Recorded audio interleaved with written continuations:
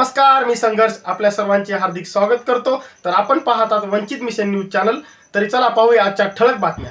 महाराष्ट्र राज्याचे उपमुख्यमंत्री एकनाथ शिंदे साहेब चैत्यभूमीवरून डॉक्टर बाबासाहेब आंबेडकर यांना अभिवादनपर सभेत भाषण करताना, भारतीय संविधानाचे शिल्पकार, प्रज्ञासूर्य, युगप्रवर्तक, महामानव, भारतरत्न डॉक्टर बाबासाहेब आंबेडकर यांना मी विनम्र अभिवादन करतो.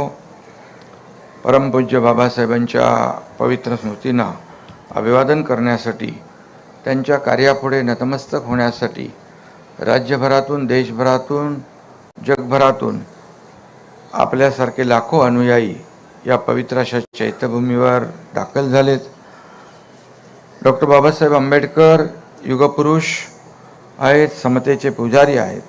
डॉक्टर आंबेडकर बाबासाहेब हे भारतीय स्वातंत्र्याचा आणि समतेचा सूर्य आहे.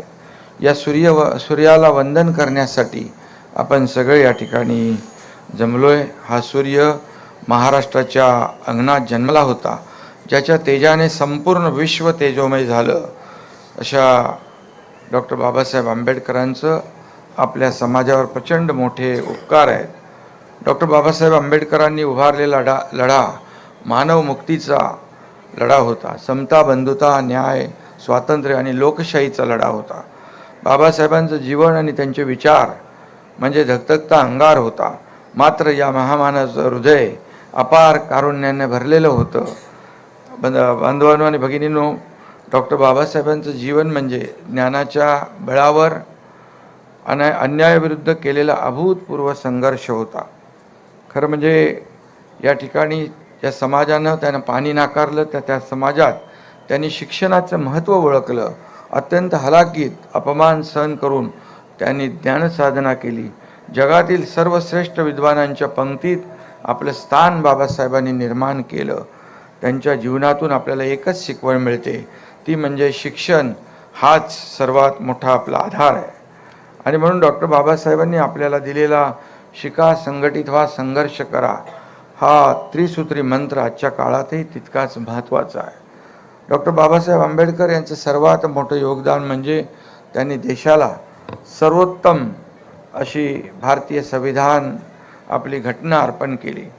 हे संविधान केवळ कायद्याचं पुस्तक नाही आहे, तर ते न्याय, स्वातंत्र्य, समता आणि बंधुता या चार स्तंभावर उभी असलेली भारताच्या लोकशाहीची पायाभरणी आहे. आपण कल्पना केली, ज्या व्यक्तीला जीवनात इतके अन्याय सोसावे लागले, त्या व्यक्तीने ज्या राष्ट्रासाठी संविधान लिहिलं, तेव्हा त्यात बदल्याची भावना नव्हती, द्वेष नव्हता, मत्सर नव्हता. प्रत्येक भारतीयाला सन्मानाने जगण्याचा हक्क देण्याची उदात्त भावना त्यांच्या मनामध्ये होती. आणि म्हणून बाबासाहेबांचं कार्य हे एका विशिष्ट समाजापुरतं मर्यादित नव्हतं, ते संपूर्ण मानवमुक्तीचं कार्य होतं असं म्हणायला लागेल आपल्याला. बाबासाहेबांनी आपल्या ज्ञानाचा उपयोग तळागाळातील दुर्बल, वंचित आणि उपेक्षित समाजाला सशक्त बनवण्यासाठी केला. त्यांनी आपल्याला स्वाभिमानाने आणि आत्मसन्मानाने जगण्याचा संदेश दिला, अधिकार दिला. सुराज्य आणि स्वराज्य यांच्यातला फरक बाबासाहेबांनी नीट आपल्याला सांगितला. गावागावातून खोलवर रुजलेल्या जातीभेदाची त्यांना जाण होती. संकुचित जातीय, धार्मिक किंवा राजकीय अन्य स्वार्थासाठी त्यांनी राष्ट्रनिष्ठा कधीही बाजूला ठेवली नाही. आणि म्हणून स्वातंत्र्यानंतर कायदा मंत्री म्हणून सत्तेत सहभागी होताना, शेड्यूल कास्ट फेडरेशन काढताना, धर्मांतराची घोषणा करताना अशा महत्त्वाच्या जीवन प्रसंगी सतत त्यांनी राष्ट्रनिष्ठा जागृत ठेवली. त्यामुळे खऱ्या अर्थाने ते राष्ट्रपुरुष ठरले.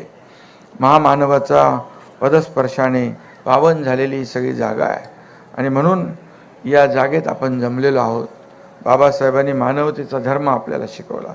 दीक्षाभूमी किंवा चैत्यभूमी, इंदू मिल इथे होणारं भव्य दिव्य स्मारक ही स्थळं जी आहे, राज्यासाठी नाही तर आपल्या देशासाठी भूषण ठरतील. आणि म्हणून इंदू मिल इथं जगाला हेवा वाटावा असं भारतरत्न डॉक्टर बाबासाहेब आंबेडकर यांचं स्मारक उभारण्यात येतं आहे. आज आपण केवळ एका महामानवाचं स्मरण करत नाही, तर संपूर्ण भारताच्या विवेकाचा आणि स्वाभिमानाचा हा जागर आहे. हा माणुसकीच्या धर्माचा सोहळा आहे.